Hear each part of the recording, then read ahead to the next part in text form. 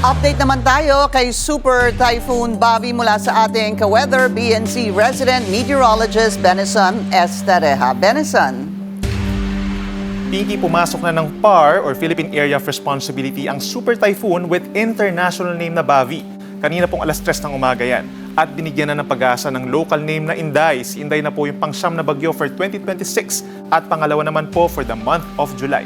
Huling namata ng bagyong Inday kanina pong alas 4 ng hapon sa layong 1,170 kilometers po sa may silangan ng Northern Luzon at may taglay na hangin na 195 kilometers per hour malapit sa kanyang mata, kumikilos naman westward at 20 kilometers per hour.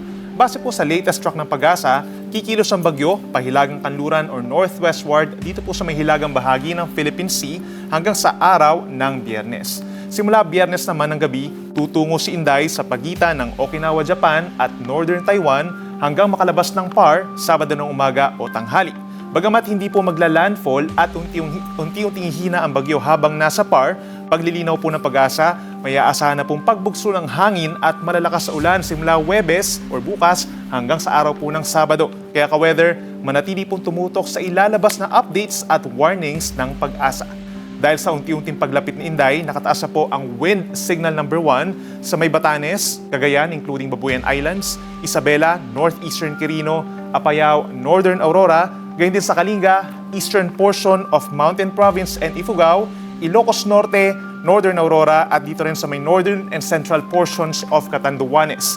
Posible po makaranas ng pabugso-bugsong hangin ng mga lugar na ito bukas at hindi rin inaalis ang possibility na magtaas ng wind signals 2 and 3. Kaya payo ng pag-asa, mag-reinforce na po ng inyong bahay at protektahan ang inyong pananim habang may oras pa.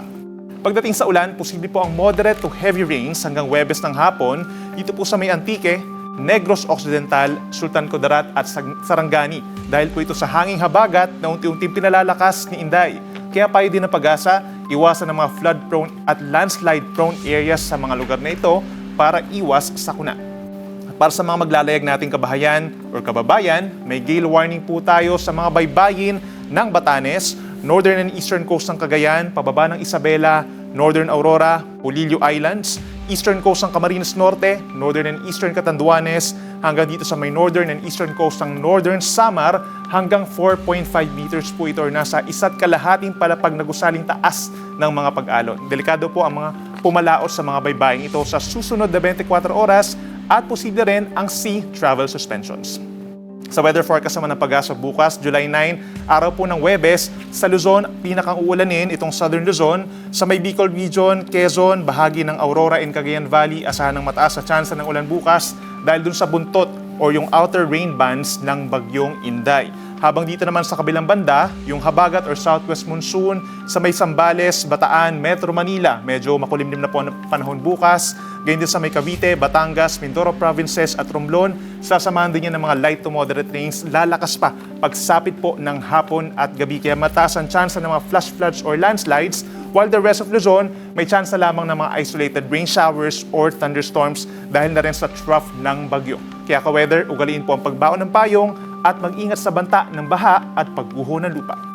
Sa Palawan, Visayas at Mindanao, posible po ang moderate to heavy na ulan dito po sa may areas pa rin ng Western Visayas, Negros Island Region, Zamboanga Peninsula, Bangsamoro Region, Soc-Sargen at yung mga nearby areas pa sa may Northern Mindanao dahil pa rin yan sa enhanced southwest monsoon. Habang natitirang bahagi po ng Visayas and Mindanao, partly cloudy to cloudy skies at may chance rin ng mga pag-ulan at mga pagkidlat pagkulog lalo na po sa hapon hanggang gabi. Kaya ka-weather, sa mga malalakas po ng mga pag-ulan na mararanasan dito sa western section ng ating bansa, gayon din sa may lalawigan ng Palawan, makipag-ugnayan lamang po sa inyong local disaster risk reduction and management offices kung kinakailangan ng rescue or evacuation. At yan muna napapanoong balita ngayong Miyerkules. Ako muli ang inyong ka-weather, Benison Estareja. Mag-ingat po tayo. Mag-follow sa aming mga social media accounts at mag-subscribe sa aming YouTube channel para sa pinakahuli at eksklusibong mga balita.